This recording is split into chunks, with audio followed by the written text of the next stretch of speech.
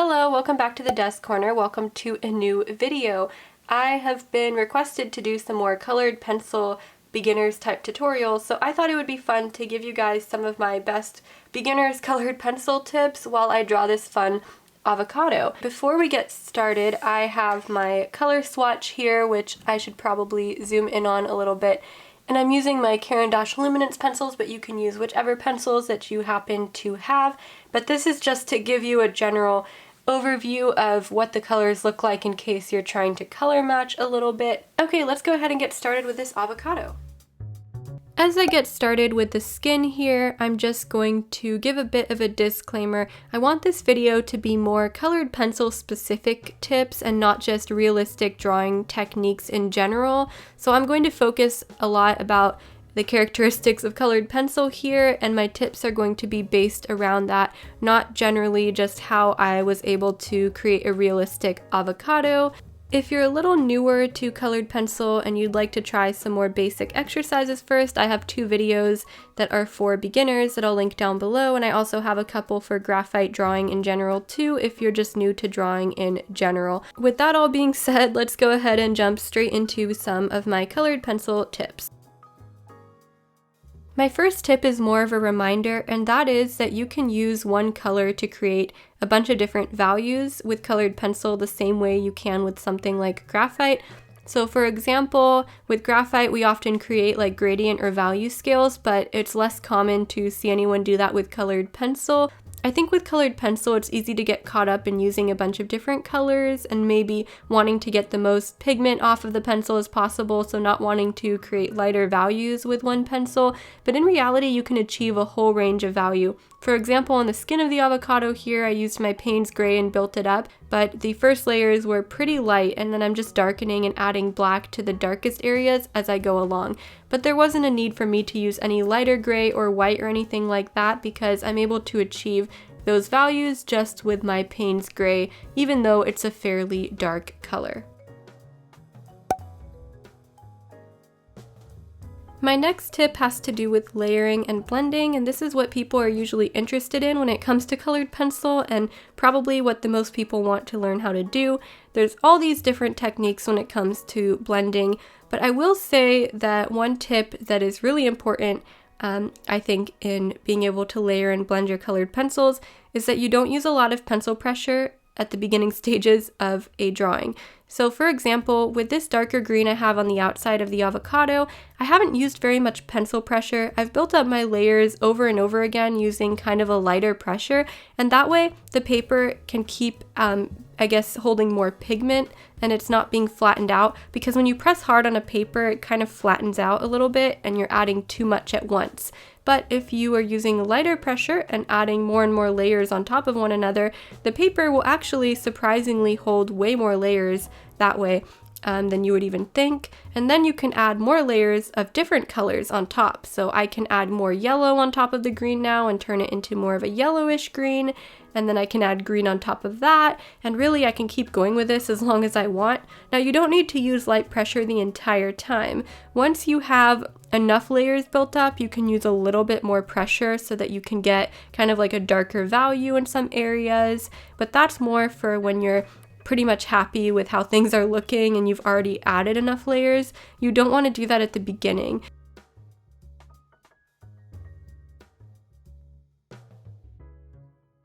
My third tip has to do with shadows and building up from light to dark. So sometimes when you're new with colored pencil, you can't really figure out what exact color you're supposed to use in a certain area. So maybe when you see a shadowed area, you think that you need to use like brown, for example, or even gray or black sometimes. But in my personal experience, sometimes I tend to add too much dark color in an area and it ends up being a little bit too dark, even though I thought that that was a good color to use for shadow. So that happened to me a little bit here in the pit of the avocado. You can see that I'm building up that shadow on the left side. And I start to use a little bit too much brown, but that's going to end up looking too intense. So I'm going to use a kneaded eraser to pick up some of that pigment and just leave it a little bit lighter. And see, this is a mistake I still make all the time with colored pencil, is I want the shadows to be nice and dark, but it's really best to start off light and use a color that's lighter than what you thought the shadow looks like. Of course, unless you're talking about a straight up black or really dark shadow. But if we're just talking about a more subtle shadow, like the one in the pit of the avocado here, you definitely don't want to start off too dark. Even if you think you see a dark color there, it's better to go from light to dark. And that way, if you end up needing to darken it up, you could still do that. But it's a little harder to lighten than it is to darken. Okay, this isn't really a new tip, but you guys can see that since I didn't add like really hard pressure, I'm still able to add some details on top, like all these little kind of imperfections on the top of the avocado. I now can add in just because I still have enough tooth left on my paper to do so, even with all those layers I built up. So that really shows how as long as you don't use super hard pressure, it's going to take a really long time to max out on layers. And you're able to still keep adding additional layers and details if you would like to.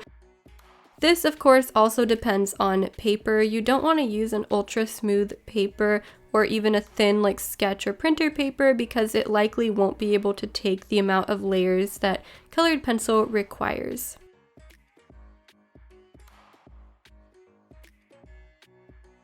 So my next tip is to not feel pressure to complete one entire area before moving on to the next.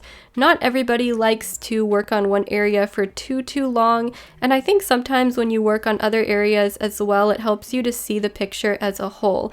Even if I was working on one area and thought it was done, if I start working on another area, for example, and coloring something else, then I might look back at that previous area in comparison. And seeing everything all together, I might realize what I was lacking in that previous area and that I actually need to add some more work in, maybe some more layers, details, shadows, whatever it might be. I think that it's hard to really judge whether an area is done if you haven't completed the rest of the picture yet. So now I'm moving on to the second half of the avocado, which I'm speeding up a bit more because it's going to be repetitive. I'm using the same techniques here, and once we get to the pit part, then I'm going to slow it down again so that you can see what I'm doing since that's a little bit new. But I thought I would take this time to give another colored pencil tip that I think is very important, and that is to not get too caught up in colors and very specific colors that you're using. I often get asked this question a lot, like what exact colors are you using in a specific tutorial or a drawing, and I have listed the colors for this drawing at the beginning of the video for the Caran Luminance set, but the point I'm trying to make is that no matter what set you have, and even if you only have a small set of colored pencils, you don't need to obsess too much over colors because it is possible to layer and blend colors together to get a color that you want if you don't have a specific color. And also, having all the right colors is not really a guarantee that your drawing is going to come out realistic. You have to focus a lot more on things like value and the contrast and layering and blending than you do the actual colors themselves. For example, for this drawing, the green that I picked out, the darker green on the outside, was not really what I saw in the reference photo. It was just the closest that I could get. And in order to get a much yellower tone to it, which it didn't have to begin with, it was just too bright of a green, I had to layer it a lot with my yellow colors. And once I was able to do that, then the green started to look a lot more like what I saw in the reference photo. So sometimes you're just going to have to play around with it. But that's why it's important to learn how to layer and blend colors, because then you can really get any color that you want. And I'm almost done layering and blending this part of the avocado now. You can see that it's starting to match up a little bit to the left side and it's looking pretty good. And I'm going to move on to the pit now and explain a little bit about what I'm doing there.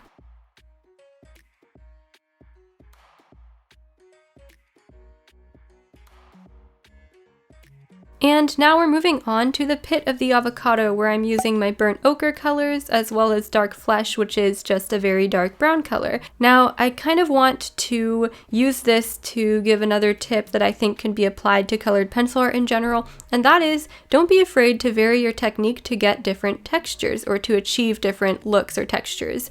So the pit of the avocado here is going to be a lot more round in appearance and a little bit shinier than the rest of the avocado. I'm varying the technique that I'm using. I'm going to be using circular motions here to shade this in rather than more like linear motions with my pencil, and that will help give it a smooth and more round appearance.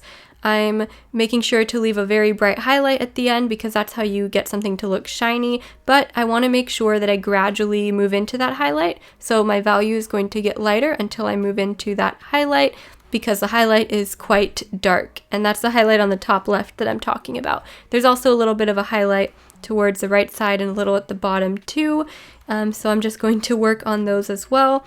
I'm going to build up my dark really nice and dark with multiple layers until I can add more pressure eventually. When you have a shadow that's very, very dark and there's not many colors going on there, then you can kind of build up your layers a bit quicker. You don't have to be as slow because you're not trying to blend as much. But if you're trying to blend colors, then of course you want to layer a little bit more carefully because you want to be able to add more and more as you go. But as you can see, I'm really creating a rich color here. I want this to look nice and smooth.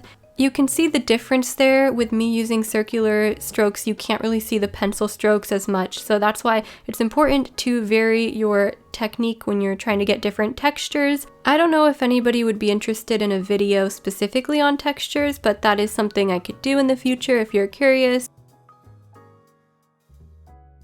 And then now I'm just going in and finishing those very final and last details for the pit. Now that that's all done, I'm just going to go back for the final touches, and this goes back to my point I made earlier about how once you finish one area, you probably will want to go back and work on another area again. That's what I'm doing here. I had to intensify the green on the left-hand side because the right side was a little brighter. And then I'm just going to go and finish up the skin and just add those bumpy details and kind of just make it pop a little bit more. On the right piece of the avocado, there's more like texture and shadows and highlights that you can see because more of the skin is showing. So I'm just going to add those in, and then I'm just going to add in some more shadows and little details and imperfections, and then I'm going to be pretty much done with this drawing. And those were some of the tips that I have for colored pencil, and I hope that it can help some of you guys out. And I hope that you enjoyed watching me create this avocado. It made me very hungry, actually. And if you want to see more videos like this in the future, let me know in the comments below. But thank you as always so much for watching today's video, you guys, and I'll see you in the next video. Bye!